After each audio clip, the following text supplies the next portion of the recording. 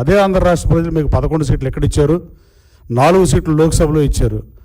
అట్లాంటి మీరు లోక్సభకి ఎందుకు వెళ్తున్నారు, ఆంధ్రప్రదేశ్ అసెంబ్లీకి ఎందుకు రావట్లా?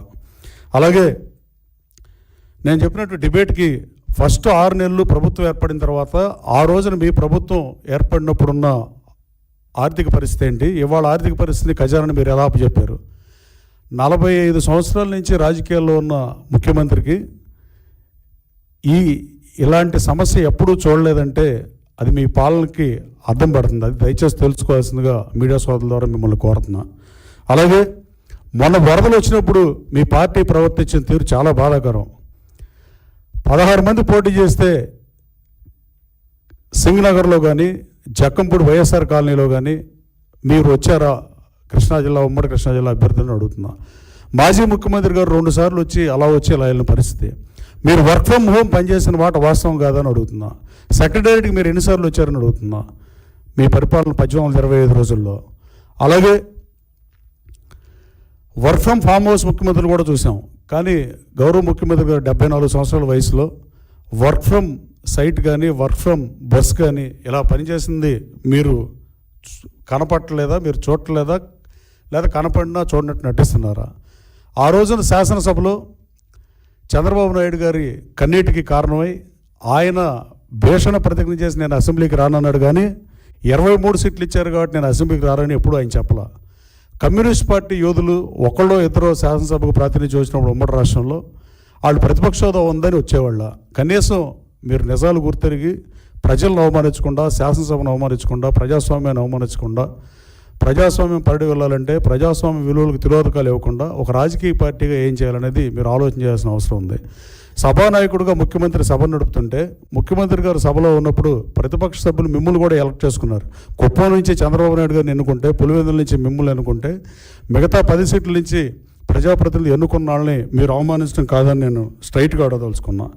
మీ హయాంలో ఎన్ని లక్షల కోట్లు పెట్టుబడులు వచ్చినాయి? దావోస్ని కామెడీ చేసిన పరిస్థితి కోడిగుడ్లు తాటితో పోల్చి. నేను లోతుల్లోకి వెళ్ళదలుచుకోలేదు కానీ ఫీల్ గుడ్ ఫ్యాక్టర్ వచ్చిన పరిస్థితి నిజం. వాట్సాప్ కాల్ మాట్లాడే పరిస్థితి నుంచి మామూలు ఫోన్లు మాట్లాడే పరిస్థితికి రాష్ట్ర ప్రజలు ఈ గవర్నమెంట్ మారినాక మామూలు ఫోన్లో మాట్లాడే పరిస్థితి వచ్చింది. వాస్తవం కాదని అడుగుతున్నా. అలాగే మీకు 1950 తర్వాత తక్కువ అభివృద్ధి చేసి మీ అభివృద్ధిని మేము అటకెక్కించామని చెప్పడం హాస్యాస్పదంగా నేను భావిస్తున్నా. అలాగే భాషా ప్రయుక్త రాష్ట్రాలు ఏర్పడినాక పొట్టి శ్రీరాములు గారి త్యాగ ఫలితంగా 58 రోజులు ఆమర నిరాదీక్ష చేసి రాష్ట్రాన్ని ఏర్పాటు చేస్తే తర్వాత కాలంలో భాషా ప్రయుక్త రాష్ట్రాలు ఏర్పడటానికి ఇది కారణమైంది. అలాంటి తెలుగు భాషా ప్రయుక్త రాష్ట్రంలో తెలుగు గురించి, తెలుగు మీద దాడి చేద్దాం అనుకునే ఉద్దేశం ఒక రాజకీయ పార్టీ అధినేతగా, ఒక రాజకీయ పార్టీగా మీకు కూడా మంచిది కాదని మీకు సూచిస్తూ, మీరు ఇంగ్లీష్ మీడియం ప్రవేశపెట్టారు. కానీ ఏ ఇంగ్లీష్ మీడియం ప్రవేశపెట్టిన రోజున ఏ జిల్లా పరిషత్ హై స్కూల్లో అయినా, ఏ స్కూల్లో అయినా ఒక ఇంగ్లీష్ టీచర్తో అన్ని సబ్జెక్టులు ఎలా టీచ్ చేద్దాం అనుకున్నారో అనేది గత ప్రభుత్వ తెలుగు తక్కువతనానికి పరాకాష్ఠగా నేను భావిస్తున్నా. అలాగే ఇప్పుడు మళ్ళీ సాక్షిలో ఇంగ్లీష్ మీడియం మన పిల్లలకే, పేద బిడ్డలకు తెలుగే, ప్రభుత్వ స్కూళ్ళలో ఇంగ్లీష్ మీడియం ఎత్తేసేందుకు సీఎం చంద్రబాబు ఎత్తుగడలు. బాబు మార్కు పన్నాగం ప్రపంచ తెలుగు రచయితల మహాసభల వేదికగా అమలు. ప్రపంచ తెలుగు రచయితల మహాసభల వేదికలో తెలుగు గురించి మాట్లాడతారు. అలాగే తెలుగుని ఎన్టీ రామారావు గారు తెలుగును స్పృశించి తెలంగాణ, ఆంధ్ర, రాయలసీమల్లో ఆ రోజు అధికారంలోకి వచ్చిన పరిస్థితి. భాషా ప్రయుక్త రాష్ట్రాల్లో మా తెలుగు తల్లికి మల్లెపూదండ అనే రాష్ట్ర గీతాన్ని శంకరాబాడి సుందరాచారి గారు రాశారు. దాన్ని ప్రాచుర్యం కల్పించింది ఎన్టీ రామారావు గారు. కృష్ణదేవరాయలు తెలుగుదనేల దేశంపు తెలుగుది ఎన్టీ రామారావు గారు వల్లే జనబాహుల్యంలో ప్రచారంలోకి వచ్చింది. తెలుగుదేశం పార్టీకి కూడా మన దేశం సినిమాతో మొదలుపెట్టి నా దేశం సినిమాతో సినిమాలు ఆపేసి ఈ పార్టీ పెట్టినప్పుడు ఆయన తెలుగుదేశం పార్టీ అని పెట్టిన పరిస్థితి. తెలుగు మీద తెలుగుదేశం పార్టీ స్పష్టమైన వైఖరి ఆ రోజు ఉంది, ఈ రోజు ఉంది, ఎప్పటికీ ఇలాగ ఉంటుంది. భాషా ప్రయుక్త రాష్ట్రం మాతృభాష ఉండాల్సిందే అనేది తెలుగుదేశం పార్టీ, ఎన్డీఏ ప్రభుత్వం అభిమతం. దీంట్లో రెండో ప్రశ్నకు ఆస్కారంగానే అవకాశంగానే లేదు. కానీ మీరు మాత్రం ఈ సాక్షి పేపర్ చూడండి, తెలుగులో ఉంది ఈ పేపర్.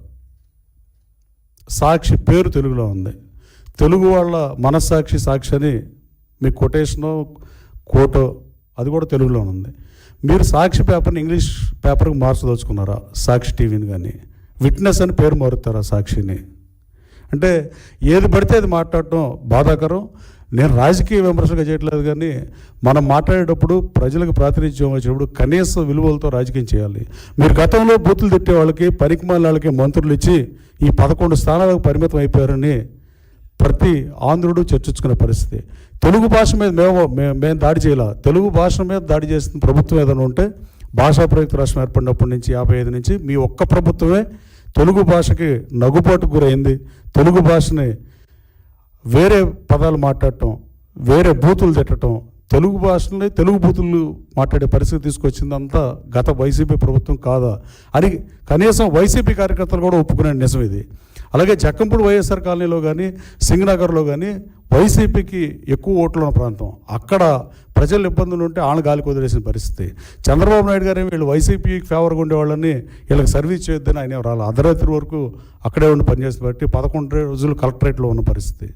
అలాగే ఈ తెలుగు మీద ఇలాంటి పరిస్థితులు ఇవాళ ప్రపంచ తెలుగు మహాసభలు కూడా ఇవాళ వరల్డ్ తెలుగు ఫెడరేషన్ ఆధ్వర్యంలో ఎవ్రీ 2 years జరిగేది. ఇందిరాదత్ గారు కేసీపీ, నేను ఆ స్కూల్లో చదివా.